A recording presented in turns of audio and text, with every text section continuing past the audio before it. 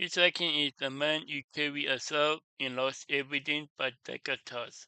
Like so the link to the video will be the description below. Go and check them out. So let's into this vaccine in 3, 2, 1. The hospital corridor pulsed with a strange quiet, the Yeah. kind that seemed to hold its breath before a storm. Somewhere in the building, a newborn's wail rose and fell, sharp and raw. Yet Yeah. in room 13, there was only silence. Thick, heavy, almost unnatural. Lucas lay on the bed, drenched in sweat, his body trembling as though it carried a secret too heavy to hold. His eyes darted toward the closed door, as if he feared someone might walk in and steal what he was protecting. A single folder rested beneath his pillow, the edges worn from being touched too often. Its pages were filled with records and scans that looked ordinary to the untrained eye, but one glance too long could unravel everything. On the Yeah. bedside table, the clock ticked louder than it should, each second slicing through the air. The curtain moved even though the window was closed. A shadow lingered in the corner, though no one else was in the room. And then, almost imperceptibly, a sound, like the faint cry of a child, echoed through the stillness, though no child was there. Lucas closed his eyes, his lips trembling against a secret prayer. Something was coming, something that should never have been possible.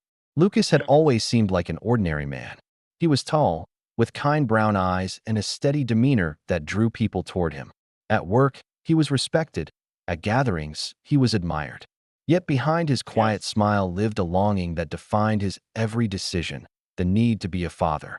When he first married Emma, his college sweetheart, the world looked perfect. They shared laughter, late-night walks, and dreams of a family. Yeah. But Emma had no interest in motherhood. She refused every time he brought it up.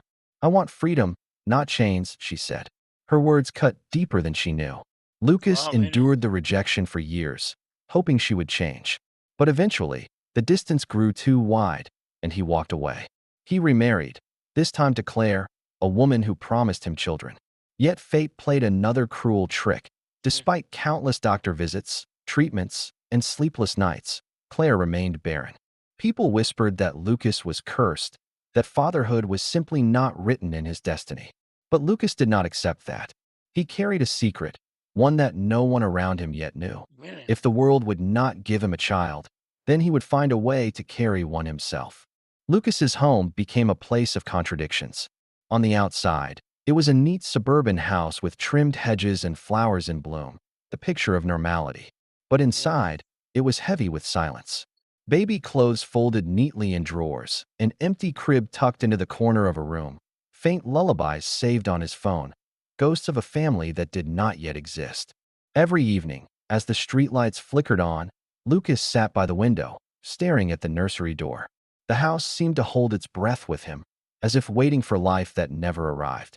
Shadows stretched too far in the hallways, and sometimes he felt as though he wasn't alone. It began with something small, almost insignificant, the kind of detail one might overlook in the chaos of daily life. Yet for Lucas, it was impossible to ignore. The silver locket was missing. It had been Emma's gift to him on their wedding day, a Wow, delicate really? oval with an engraving of ivy leaves curling around its edges. He had That's not nice. worn it in Cool. years, keeping it buried in the back of his Really cool. dresser drawer, Yeah. almost as if he wanted to forget it. But he knew it had always been there, untouched, waiting. Now the drawer was empty. He pulled everything apart, the socks, the folded shirts, even the old receipts he had tucked away and forgotten. Nothing. He checked the floor, the corners, even beneath the bed. No trace of it. For most people, it might have been a trivial loss. A misplaced trinket, perhaps stolen by time itself. But Lucas felt a coldness settle inside him. The locket was not something anyone else should have known about, not after all these years. Its disappearance felt deliberate, like a hand reaching back from his past. Yeah. That night, the unease thickened. When he returned home from the clinic, a folded piece of paper waited on the floor just inside the door. He bent to pick it up, his pulse quickening. The handwriting stopped him cold. Rounded letters, a little too neat, a little too careful. Familiar, uncomfortably familiar. The note contained only 7 words. Some dreams Same cost with what? more than you can pay. Yeah. No signature, no explanation, just the warning. Lucas stood in the hallway for a long time, the note trembling slightly in his hands. He could hear the refrigerator humming, the faint tick of the wall clock, the quiet creak of the house settling. Yet it all sounded wrong, distorted, as if the walls themselves were listening. He tore the note into pieces and dropped them into the bin. Outwardly, he forced himself to move on, telling himself it was nothing, some prank, a meaningless intrusion.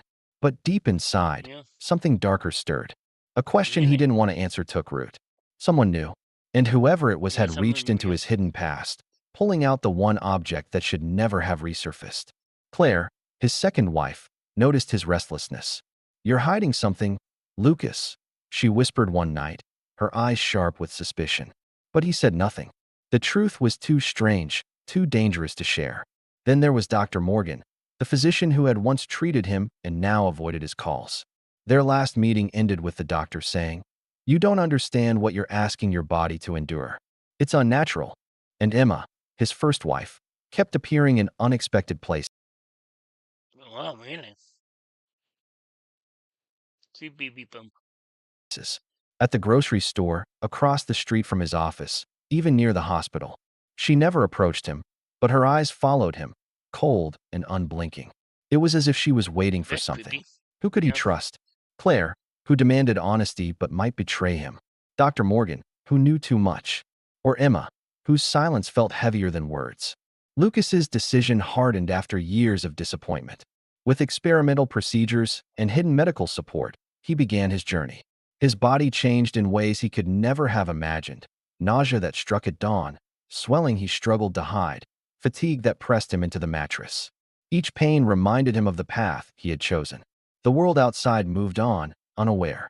He lied at work, telling colleagues he was unwell. He withdrew from friends. He carried his secret like a flame in a storm, fragile and Really? dangerous. But the warnings grew louder. Anonymous messages arrived by email. "Stop before you destroy yourself." His car was scratched with the word unnatural. One night, he woke to find the nursery Oh, door open, really? though he swore he had locked it. The crib rocked slightly, as if touched by unseen hands. Still, he pressed forward. The first time he heard the heartbeat during an ultrasound, tears filled his eyes. For that sound alone, he would endure anything. The truth revealed itself in fragments. Claire discovered his secret one Oh, really? evening when she followed him to the clinic. She was horrified, not at his suffering, but at being excluded. "You didn't want me as the mother," she said bitterly. "You only wanted the child." Her love for him shattered in that instant, leaving behind only resentment. But the greatest shock came from Emma. She finally confronted him outside his house. Oh no, the exit. Oh no. Her voice cold as winter. "So this is what you chose instead of me? You left me because I wouldn't carry your burden, and now you've made yourself into something less than human." Lucas realized then that Emma had been watching him all along.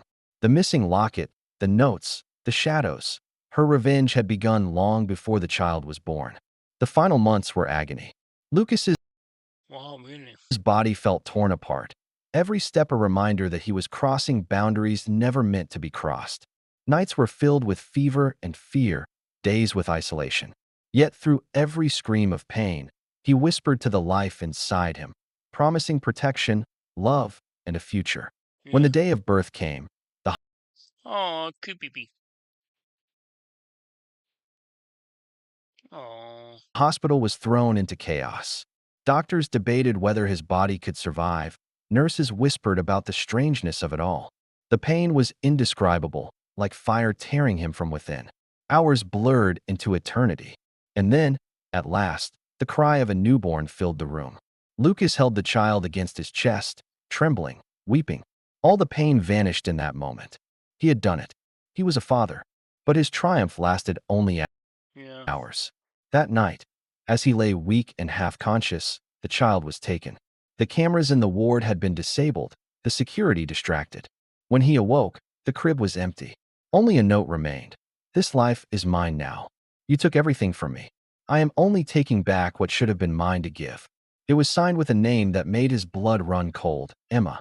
The house was quieter than But I thought, I, I thought Emma did want, I thought Emma did want kids. What the? What? Didn't Emma say CD1 to kids? So she took the baby because for what?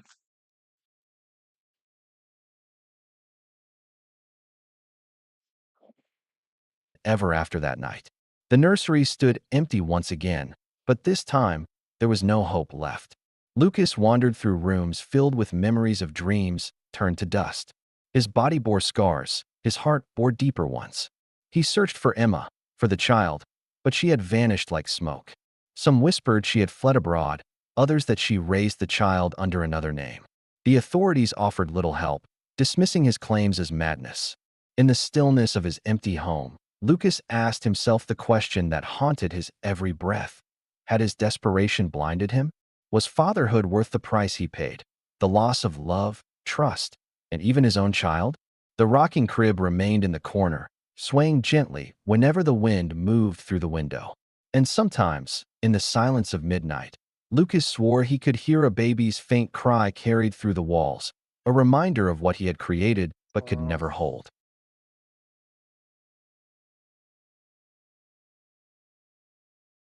wow.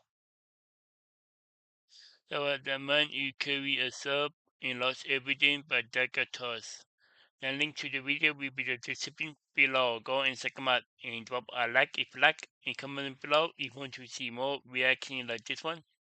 And subscribe if you're new and click the bell so you can be notified when I upload in my bye. Wow.